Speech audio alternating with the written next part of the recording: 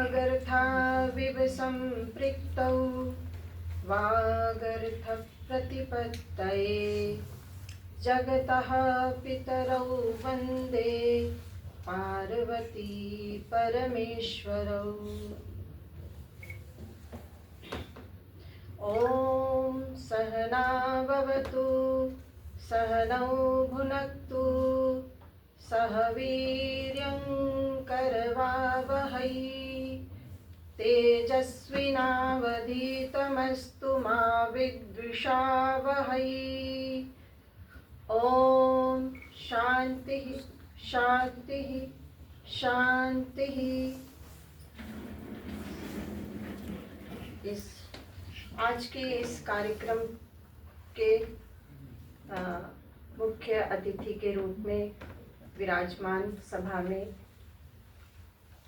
Doctor पवन पुत्र बादल जी भाई साहब तथा इस सभा में विराजमान सभी विद्वज्जन साहित्यकार बंधु तथा अखिल भारतीय साहित्य परिषद के श्रेष्ठ ज्येष्ठ कार्यकर्तागण, हम सभी और मंच पर भी विराजमान, इसी माध्यम से मैं संबोधित करना चाहूँगी कि विद्वज्जन और साहित्यकार तथा हम सब कार्यकर्ता जन, हमें जो पुस्तक प्राप्त हुई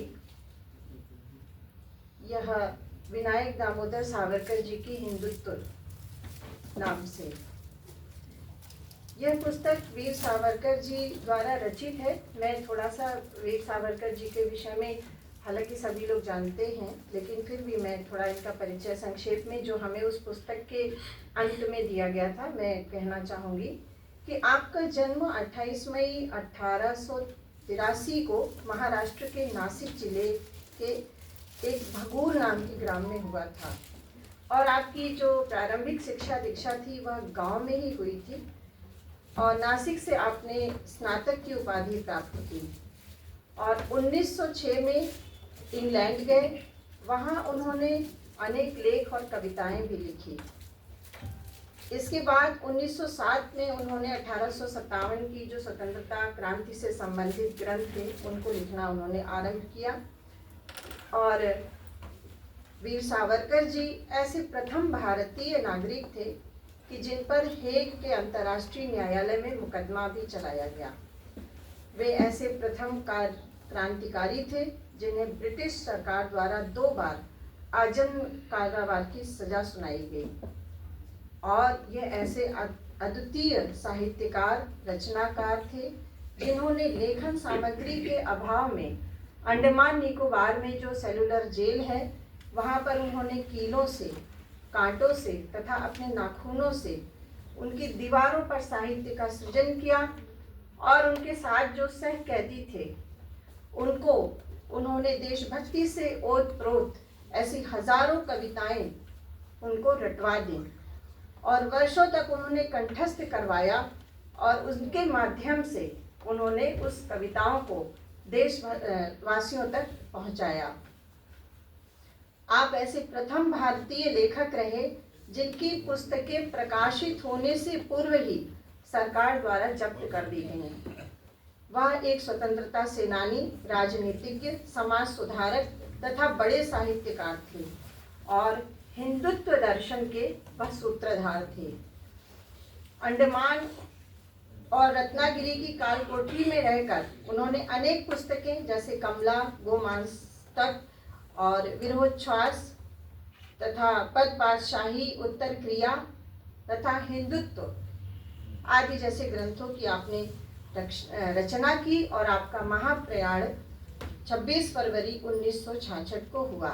ये जो भी मैंने अभी बात कही है यह आपकी उस हिंदुत्व पुस्तक में जो कि संस्करण 2023 का है उसमें यह सब बातें स्पष्ट हैं, लिखी हुई हैं। अब ये हिंदुत्व मुझे कि उनको लिखने की क्या प्रेरणा हुई होगी और किस कारण से उन्होंने इस हिंदुत्व नामक शीर्षक से ग्रंथ की रचना की। तो आज भी हम देखें तो हिंदुत्व जो शब्द है वो मानव जाति के लिए एक स्फूर्ति और चैतन्य का स्रोत बना हुआ है। और हिंदुत्व यह शब्द कोई साधारण शब्द नहीं है, यह एक परंपरा है, एक इतिहास है। हिंदुत्व शब्द से संबंध रखने वाले विचार, महान ध्येय, रीति परंपराएं और भावनाएं अत्यंत श्रेष्ठ और विविध रूप में हैं। हिंदू धर्म हिंदुत्व से ही उत्पन्न उसी का एक अंश है। हिंदुत्व शब्द का आशय समझने से पूर्व हिंदू किसे कहते हैं यह समझना आवश्यक है। कैसे इस एक शब्द ने लाखों मानस को आकर्षित किया। समाज के श्रेष्ठतम मनुष्यों ने, शूरवीरों ने इस एक हिंदू नाम के लिए अपनी भक्तिपूर्ण निष्ठा अर्पित की।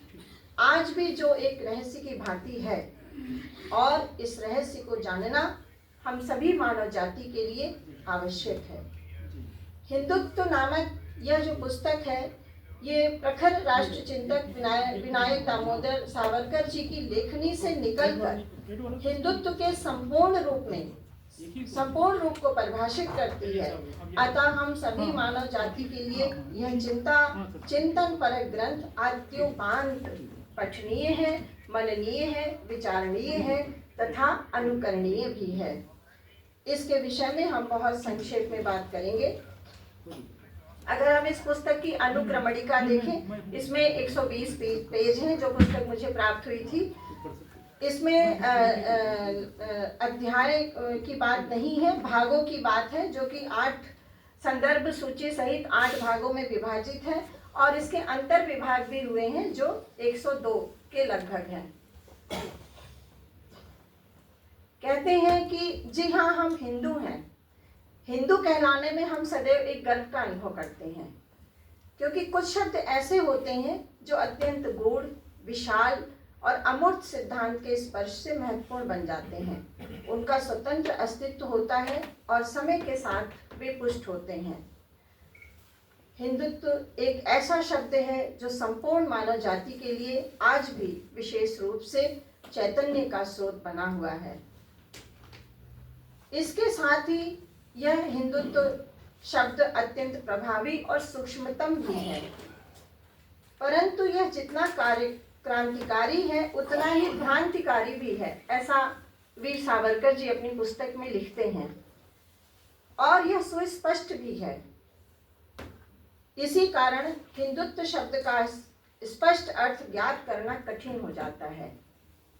वीर सावरकर जी ने जिस कालखंड में इसकी रचना की थी, वह समय यह बात कर रहे हैं कि आज हिंदुत्व की जो स्थिति सामने दिखाई पड़ रही है, उस स्थिति को उत्पन्न होने में कम से कम 40 शतकों का समय लगा, जिसमें शास्त्रकारों, स्मृतिकारों, वीर पुरुषों और इतिहासकारों ने इस हिंदुत्व शब्द की परंपरा को अखंडित रखने अनेक प्रकार के त्याग और बलिदान दिए।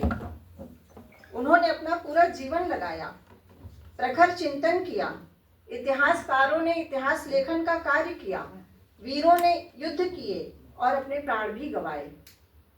यह सब इसलिए हुआ कि हम लोग कभी आपस में लड़ते हुए, कभी परस्पर सहकार्य करते हुए और कभी एक दूसरे में पूर्णतः विलीन होकर एक रूप हो गए। हिंदुत्व कोई सामान्य शब्द नहीं है। वह बार बार इस बात पर जोर देते हैं, हिंदुत्व एक सामान्य शब्द नहीं है, यह एक परंपरा है, यह एक इतिहास है। और यह इतिहास भी मात्र धार्मिक या आध्यात्मिक नहीं है, जैसा कि हम सभी लोग आजकल सोचते हैं। वो कहते हैं कि यह मानना मनुष्य की बहुत बड़ी भूल है। सावरकर जी ऐसा कह रहे हैं कि हिंदुत्व को केवल आध्यात्मिक और धार्मिक मानना यह बहुत बड़ी भूल है। और अनेक बार तो ऐसा भी देखा जाता है कि हिंदुत्व शब्द को उसी के समान किसी अन्य शब्द के समतुल्य भी समझकर बड़ी भ्रांति और भूल उत्पन्न की जाती है। हिंदुत्व का ऐसा इतिहास नहीं है, हिंदुत्व का एक सर्वसंग्रही इतिहास है। वीर सावरकर जी कहते हैं कि हिंदू धर्म, यह शब्द भी हिंदुत्व से ही उत्पन्न है और उसी का एक अंश है। लेकिन जब हिंदुत्व शब्द की स्पष्ट कल्पना करना हम लोगों से संभव नहीं हो पा रहा है, तो हिंदू धर्म शब्द भी हम लोगों के लिए दुर्बोध तथा अनिश्चित बन जाएगा। अपनी पुस्तक में सावरकर जी कहते हैं कि हिंदू धर्म से सामान्यतः जो बोध होता है वह हिंदुत्व के अर्थ से भिन्न है। किसी आध्यात्मिक अथवा भक्ति संप्रदाय के मतों के अनुसार निर्मित अथवा सीमित आचार विचार विषयक नीति नियमों के शास्त्र को हिंदू धर्म कहा जाता है। धर्म शब्द का अर्थ भी यही है। मनुस्मृतिकार ने भी धर्म की कुछ ऐसी ही परिभाषा दी है कि धृति क्षमा दमोस्तेयम शौचमिंद्रिय निग्रह धीर विद्या सत्यम अक्रोधो दशकम धर्म लक्षणम, अर्थात उसमें नैतिक बल, सहिष्णुता, आत्मसंयम, अचौर्य, सुचिता, इंद्रिय संयम, बुद्धि, विद्या, सत्य तथा अक्रोध, ये धर्म के 10 लक्षण हैं। वीर सावरकर जी कहते हैं कि हिंदुत्व के मूल तत्वों की चर्चा करते समय किसी एक धार्मिक या ईश्वर प्राप्ति से जुड़ी विचार प्रणाली या पंथ का ही केवल विचार नहीं किया जाता। हिंदुत्व शब्द में एक राष्ट्र, एक हिंदू जाति के अस्तित्व का तथा पराक्रम के सम्मिलित होने का बोध होता है। इसीलिए हिंदुत्व को समझने से पूर्व हिंदू किसे कहते हैं यह समझना आवश्यक है। इस संबंध में सावरकर जी ने अपनी पुस्तकों में सप्त सिंधु से सर्वप्रथम उदय होने वाला आर्य राष्ट्र की बात कही है। मिस्र तथा बेबीलोनिया की सभ्यता से पूर्व भी सिंधु नदी के दोनों तटों पर नित्य यज्ञ की सुगंधित धूम और मंत्रोच्चार के साथ आकाश में उठते थे। अपने पौरुष तथा विश्व के गूढ़ अध्यात्म का विचार करने वाली प्रगल्भता के कारण एक महान तथा शाश्वत संस्कृति की स्थापना करने का सम्मान आर्यों को प्राप्त हुआ। भूमि पर अविरल रूप से प्रवाहित होने वाली तुष्ट पुष्टि कारक सप्त नदियों के कारण एक नए संगठित राष्ट्र का निर्माण हुआ। उन नदियों के प्रति कृतज्ञता ज्ञापित करने के भाव से आर्यों ने स्वयं को सप्त सिंधु कहलाना उचित समझा। ऋग्वेद भी वेदकालीन भारत को यही नाम प्राप्त है। इन 7 नदियों में ज्येष्ठ तथा श्रेष्ठ सिंधु नदी को आर्य लोग राष्ट्र तथा संस्कृति का मूर्तिमान प्रतीक मानते थे। इसके लिए एक श्लोक भी आपने अपनी पुस्तक में कोट किया है। इमा आपः शिवतमा इमा राष्ट्रस्य भेषजिहि इमा राष्ट्रस्य वर्धमिहि इमा राष्ट्र ऋतो ऋता। इन 7 नदियों के नाम शतद्रु, रावी, चिनाव, वितस्ता, गंगा, यमुना और सरस्वती। हिंदू शब्द के लिए उन्होंने कहा कि जो संस्कृत के सिंधु का प्राकृत हिंदू हो जाता है। आर्यों के साथ साथ उनके पड़ोसी राष्ट्र भी उन्हें इसी नाम से जानते थे और यूरोपीय भाषा में सप्ताह को हफ्ता कहते हैं। इस प्रकार हिंदू नाम से ही हमारे राष्ट्र का नामकरण हुआ तथा उस समय के विकसित राष्ट्र भी हमारी इस भूमि को पारसियों की तरह हिंदू नाम से जानते थे। हिंदू राष्ट्र को के वैभव के संबंध में वीर सावरकर जी कहते हैं कि अयोध्या के प्रतापी राजा जिस दिन अपने चरण लंका पर रख दिए तथा उत्तर से दक्षिण समुद्र पर्यंत संपूर्ण क्षेत्र पर सत्ता स्थापित की, उस दिन स्वराज्य निर्मिति का महान कार्य करने की प्रतिज्ञा पूर्ण हो गई। उत्तरम, जैसा कि विष्णु पुराण में यह श्लोक मिलता है, उत्तरम यत् समुद्रस्य हिमाद्रश्चैव दक्षिणम वर्षम तत् भारतम नाम भारती यत्र संस्कृति। प्राचीन आर्यावर्त तथा भारतवर्ष की परिभाषा करते हुए इसे हिमालय से विंध्याचल प्रदेश तक कहा गया है। एक यह भी हमें विचार देखने को मिलता है कि आर्यावर्तः पुण्य भूमि मध्य विंध्य हिमालयो।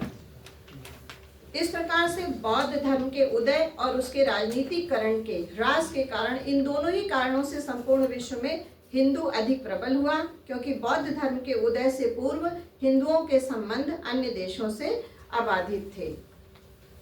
अब सिर्फ मैं एक भाषा पर बात करूंगी कि वीर सावरकर जी ने अपनी पुस्तक में भाषा के ऊपर भी बहुत प्रकाश डाला है और उन्होंने ये कहा है कि हिंदुत्व के लिए और राष्ट्र के लिए हमें किस भाषा को जो है अपनाना चाहिए और किस भाषा की ओर अपना ध्यान आकर्षित करना चाहिए।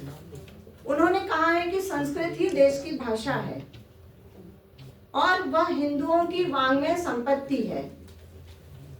जिस प्रकार इतिहास का अध्ययन करने से हम लोगों को अपनी जाति के पराक्रम तथा दिग्विजय का बोध होता है, उसी प्रकार से अपने वाङ्मय का संपूर्ण विचार करने के पश्चात ही हमें अपनी जाति, विचार संपत्ति और इतिहास ज्ञात होते हैं। इसी कारण हम लोगों का वाङ्मय तथा सभी लोगों की समान भाषा संस्कृत पृथक नहीं हो सकती। वे दोनों अभिन्न हैं। वस्तुतः वह हमारी मातृभाषा है और वह ऐसा भी लिखते हैं कि हमारी माताएं इसी भाषा का प्रयोग करती थीं। हमारे ईश्वर के संभाषण की भाषा भी यही देववाणी थी। वेदों की भाषा, पुराणों की भाषा, स्मृतिकारों की भाषा, कवियों की काव्य रचना इसी भाषा में निबद्ध है। हम लोगों के अति उत्तम विचार, अति उत्तम कल्पना तथा काव्य रचना अनायास ही संस्कृत में प्रकट किए गए हैं। इसी भाषा की शब्द संपत्ति ने गुजराती, गुरुमुखी, सिंधी, हिंदी, तमिल, तेलुगु, मलयालम, बांग्ला आदि भाषाओं को भी भाषा की दृष्टि से समृद्ध किया। वीर सावरकर जी कहते हैं कि संस्कृत हम लोगों की भावनाओं तथा आशा आकांक्षाओं को एक प्रकार का मर्यादित सुसंवाद प्रदान करने वाली केवल एक भाषा ही नहीं है, बल्कि इसके साथ साथ अनेक हिंदुओं को वह किसी मंत्र के समान मुग्ध कर देती है। सभी को वह संगीत के समान मोहित करती है। बिंदु और भी हैं, लेकिन समय की कमी है तो मैं अपनी बात को यहीं पर रोकते हुए और जो हमारा लेख होगा उसमें हम उसको संक्षेप में करके लिखने का पूरा प्रयास करेंगे। और चूंकि ये विषय ही इतना था कि मुझे लगता था कि मैं उनकी एक एक लाइन को भी छोड़ूं ना, और एक एक लाइन में जैसे कि जीवंतता भरी थी और साक्षात खड़े होकर के वो कह रहे हैं, तो एक भी पंक्ति छोड़ने लायक नहीं थी यह पुस्तक। और बहुत ही अनुभव की बात थी जो हम लोग जो है आज के समाज में थोड़े थोड़े इतिहासों को पढ़ करके जानने का प्रयास करते हैं। और हमारा भारत राष्ट्र, आर्य से भारत कैसे बना, हिंदुत्व और हिंदू क्या है, हिंदू धर्म और हिंदुत्व में क्या किस तरीके से ये आगे बढ़े, क्या अंतर है, उन शब्दों को हम कैसे समझें, और जो हमारी एक परिधि बन जाती है उससे उन्होंने हमको आगे और बढ़ाया। तो इस तरह के उन्होंने विचार, बहुत ही खुले विचार उन्होंने रखे हैं। और ये सब कहते हुए मैं अपनी वाणी को यहीं पर विराम देती हूँ और बहुत आभार प्रकट करती हूँ। इदं राष्ट्राय इदं न मम, जयतु संस्कृतम, जयतु भारतम। बहुत बहुत धन्यवाद। और